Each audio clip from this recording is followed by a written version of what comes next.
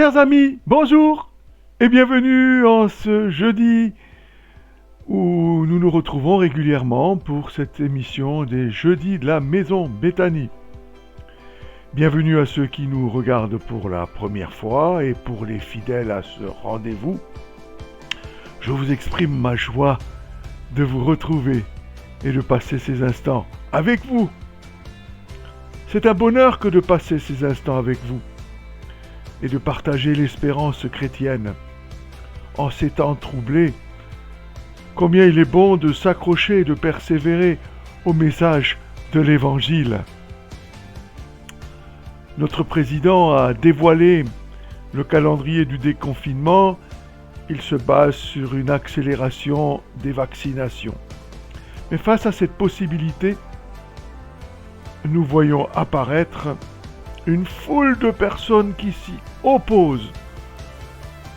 Et les réseaux sociaux pullulent de personnes comme Jean-Jacques Crèvecoeur, qui sont des conspirationnistes, et entraînent les gens dans des pensées obscures et dangereuses. Et il est temps d'en parler. Parce que le monde chrétien n'est pas épargné, et certaines personnes deviennent vindicatives envers des frères et sœurs qui se font vacciner et le disent haut et fort sur les réseaux sociaux. On entend des sornettes comme si le gouvernement voudrait nous mettre sous un joug et s'attaquer à nos libertés. On fait appel à la liberté de conscience. Qu'est-ce que cela veut dire ? Tout cela m'a fait réfléchir. Il m'a amené à un livre des Écritures où chacun faisait ce qu'il voulait. Et le résultat fut la confusion. C'est le livre des juges. Alors, commençons par une question. La liberté individuelle mène-t-elle automatiquement à l'anarchie ? La réponse biblique est la suivante. La vraie liberté de conscience ne mène pas à la licence, mais à l'obéissance, puisque tous ceux qui sont véritablement affranchis par Christ désirent lui obéir. C'est dans Galates 5, les versets 13 et 14. Le livre des Juges nous présente plusieurs récits où la confusion morale et le désordre semblent aller en augmentant jusqu'à vivre comme les autres peuples. Le peuple d'Israël, qui pourtant avait reçu la loi de Dieu, devait être la lumière des nations, mais non, ils font comme les autres. Et le refrain, qui est aussi la conclusion de ce livre, est le suivant dans Juges 21-25. En ce temps-là, il n'y avait point de roi en Israël, chacun faisait ce qui lui semblait bon. Si chacun doit agir selon sa propre conscience, n'est-ce pas faire ce qui semble bon à ses propres yeux et se diriger tout droit vers l'anarchie ? La réponse des autorités catholiques au XVIe et XVIIe siècle vis-à-vis de l'aspiration des protestants pour la liberté de conscience était qu'une telle idée mènerait inévitablement au désordre. La réponse à cet argument des adversaires de la liberté de conscience dans le but de dissocier une société libre d'une société anarchique fut la suivante. Ceux qui, sous prétexte de liberté chrétienne, pratiquent un péché quelconque ou entretiennent quelque passion coupable, pervertissent l'intention principale de la grâce de l'Évangile pour leur propre destruction. Ce faisant, ils annihilent complètement l'objectif de la vie chrétienne, qui est de servir le Seigneur, sans crainte, en marchant dans la sainteté et la justice devant lui chaque jour de notre vie, étant délivrés de la main de tous nos ennemis. Est-ce ta vision des choses ? Je continue, écoute. Il ne fait aucun doute qu'une société libre contiendra plus d'individus qui transgresseront ouvertement l'ordre moral au nom de leur liberté. C'est un fait. Cependant, la liberté, la défense de la liberté de conscience, mise en avant par les protestants, n'encourageait pas un subjectivisme absolu où chacun se fait sa propre compréhension et sa propre moralité. Les protestants, moi, toi si tu l'es, ou les protestants évangéliques, ils considèrent que l'écriture est suffisante et claire pour révéler tout ce qui est nécessaire à la vie et à la piété, et que la norme qui distingue le bien du mal est objective puisqu'il s'agit de la loi morale de Dieu, pas de ma loi, mais de la loi morale de Dieu. La loi morale de Dieu qui est écrite et qui seule régit la conscience de l'homme, on la trouve dans la parole de Dieu, dans la Bible. Nonobstant le témoignage de la loi morale, l'homme déchu a une capacité pour supprimer ce témoignage et se persuader lui-même qu'il est juste. J'ai pas tué une vache, j'ai rien fait, entendant autour de nous. Je vis sans essayer d'embêter les autres. Je fais comme j'ai envie. Voilà un peu la notion que nous avons ou l'ambiance dans laquelle nous vivons. Et cette corruption ne disparaît pas complètement avec la régénération. De sorte que même certains chrétiens transgresseront la loi de Christ au nom de la liberté en Christ.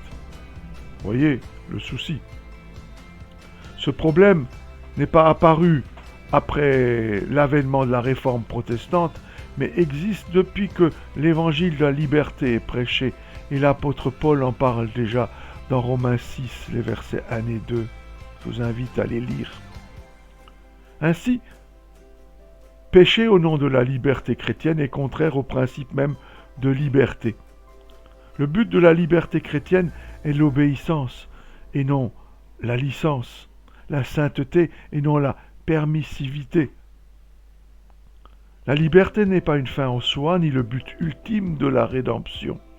Elle conduit à une vertu plus grande qui consiste à être en communion avec Dieu, l'aimer et le servir sans crainte. Tout usage de la liberté qui ne mène pas à ce but ou qui le détruit et me sépare des frères et sœurs est l'antithèse de la liberté. Et les apôtres de cette fausse liberté sont malheureusement nombreux de nos jours. Combien de faux docteurs enseignent que pour être libre, il faut se libérer de toute contrainte morale et n'écouter que ses désirs et sa volonté. Voici comment l'apôtre Pierre dénonce ces discours trompeurs. En parlant de ces personnes, il dit « Ils ont les yeux pleins d'adultère et insatiables de péché. Ils amorcent les âmes mal affermies. Ils ont le cœur exercé à la cupidité. Ce sont des enfants de malédiction. » Avec des discours enflammés ou enflés de vanité, ils amorcent par les convoitises de la chair, par les dérèglements, ceux qui viennent à peine d'échapper aux hommes qui vivent dans l'égarement. Ils leur promettent la liberté quand ils sont eux-mêmes esclaves de la corruption, car chacun est esclave de ce qui a triomphé de lui. C'est dans 2 Pierre 2, les versets 14, 18, 19. Revenons ensemble maintenant à la comparaison entre l'anarchie du temps des juges et la liberté de conscience individuelle. Le problème au temps des juges qu'il n'y avait point de roi en Israël, et que chacun faisait, semblerait-il, ce qui lui semblait bon. Autrement dit, se pourrait-il que ce fût parce qu'il n'y avait point de roi que chacun faisait ce qui lui semblait bon. N'est-ce pas l'un des buts du livre des juges, démontrer le besoin pour l'homme d'avoir un roi, mais pas n'importe lequel, puisqu'aucun des rois d'Israël n'a pu véritablement affranchir son peuple.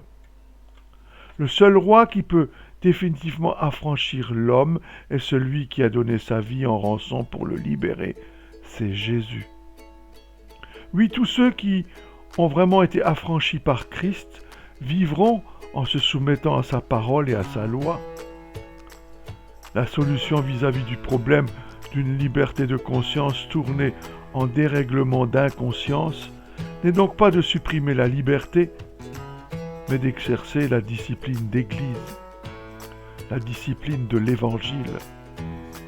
Ceux qui refusent de vivre dans l'obéissance à Christ ne doivent pas être admis ou ne peuvent pas être admis dans son royaume. Nous n'avons pas un programme pour réorienter la société, si ce n'est qu'en gardant l'Église locale pure et épanouie. D'après cette conception, la meilleure contribution que l'Église puisse faire au monde est d'être une manifestation visible de la vraie liberté sous l'autorité de Christ. Jésus en parle dans Matthieu 5, les versets 13 à 16. Nous ne devrions pas essayer de forcer la culture du monde à changer, mais simplement d'être l'Église du royaume. Et la première façon dont cela se démontrera, c'est par le culte, l'adoration que l'Église rend à Dieu et l'amour entre frères et sœurs. Alors, comment pouvons-nous pratiquer cela? Voilà 3 courtes suggestions. La première, soyez lents à mettre un post sur les réseaux sociaux et prompt à prier. Si l'apôtre Jacques aurait écrit en 2021, il aurait pu envisager d'ajouter « poster » entre parenthèses dans le verset de Jacques 1,19. Je vous le lis. Ainsi que chacun de vous soit toujours prêt à écouter, mais qu'il ne se hâte pas de parler et ne se hâte pas de se mettre en colère. Car ce n'est pas en se mettant en colère qu'un homme accomplit ce qui est juste aux yeux de Dieu. On pourrait rajouter, mais qu'il ne se hâte pas de poster sur Facebook ou les autres réseaux sociaux. Au lieu de se précipiter sur les médias sociaux pour s'insurger contre l'injustice, les vaccins ou tout autre sujet du jour, que diriez-vous de vous tourner d'abord vers la prière et la méditation des Écritures? Une façon de se prémunir contre l'idolâtrie idéologique est de laisser le discours idéologique nous ramener à la simplicité et au bon sens des disciplines spirituelles, c'est-à-dire en laissant la parole et l'esprit et non les médias sociaux et les informations câblées guider notre réponse ou nos réponses aux crises de notre temps. C'est en se tournant vers Dieu que l'on trouvera une réponse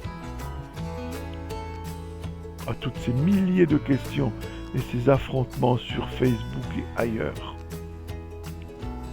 La deuxième suggestion, c'est soyez plus certain de votre propre faillite que de celle des autres. Dans le monde partisan d'aujourd'hui, nous sommes constamment tentés de penser le pire de nos adversaires et de supposer que nous pouvons mieux lire leurs motivations qu'eux.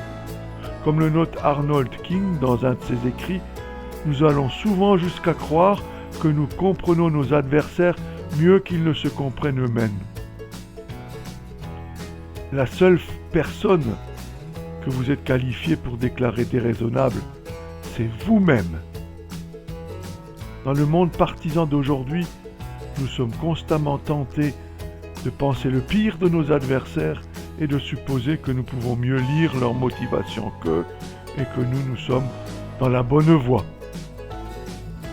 C'est pas un peu parfois comme ça que vous réagissez que je réagis? Au lieu de prendre la posture de procurateur à l'égard de nos adversaires, Jésus nous invite à enquêter d'abord sur nous-mêmes, à voir la poutre dans notre œil plutôt que de la paille chez mon voisin. C'est Matthieu 7, versets 1 à 5. Et en tant que chrétiens, nous devrions être les premiers et les plus véhéments à désigner nos faiblesses internes, même si cela nous fait passer pour déloyaux à notre tribu idéologique. Soyez tout à fait certains de vos propres échecs. Usez de grâce envers ceux qui ne sont pas d'accord avec vous. Et la troisième petite suggestion, et je m'arrêterai sur celle-ci, soyez sûrs de Christ. As-tu tendance à tomber dans toutes les tentations décrites ci-dessus? J'ai souvent commencé à placer des certitudes dans un candidat, on est en période préélectorale en France, ou placer des certitudes dans une idéologie. Pourquoi? Parce qu'il me manque une solide certitude en Christ. Cette période sanitaire et électorale m'invite et vous invite non seulement à peser les arguments pour ou contre les vaccins ou les candidats, mais aussi à évaluer en fin de compte l'état de notre foi. Notre certitude se trouve-t-elle dans notre Sauveur? Ou sommes-nous plus certains de notre position vaccinale ou politique? Sommes-nous plus fidèles à Jésus et animés par sa mission que nous ne le sommes à une position tranchée sur les vaccins ou les candidats? Pour l'honneur de notre témoignage durant et après cette période sanitaire et électorale, qu'on ne se souvienne pas de nous comme des porte-paroles d'une idéologie vaccinale ou politique, mais comme un peuple humilié sous la puissante main de Dieu, comme dit Pierre dans 1 Pierre 5. Puissions-nous nous faire entendre fortement dans la proclamation de Christ, le Seigneur sur toute tribu de la terre.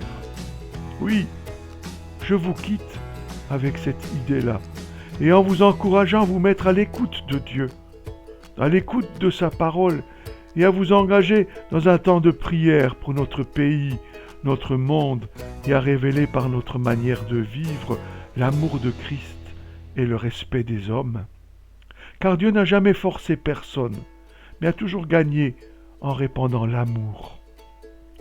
Alors, je vous embrasse très très fort en vous quittant, et n'oubliez pas de liker là en dessous et de vous abonner si ce n'est pas déjà fait. Cela augmentera la lisibilité des jeudis de la Maison Béthanie. Merci à chacun d'entre vous, vous qui nous regardez sur YouTube. Cette réflexion que j'ai partagée avec vous, je l'ai préparée en m'inspirant du site Bon Combat et Évangile 21. Et je vous encourage à aller voir ces sites.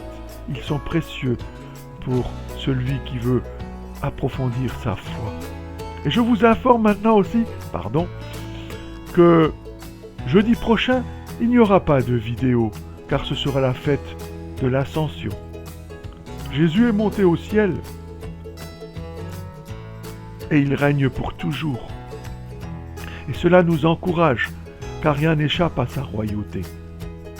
Alors, jeudi prochain, allez fêter cette réalité dans vos assemblées, vos temples, vos églises, et que Dieu vous bénisse. Allez en paix. À bientôt.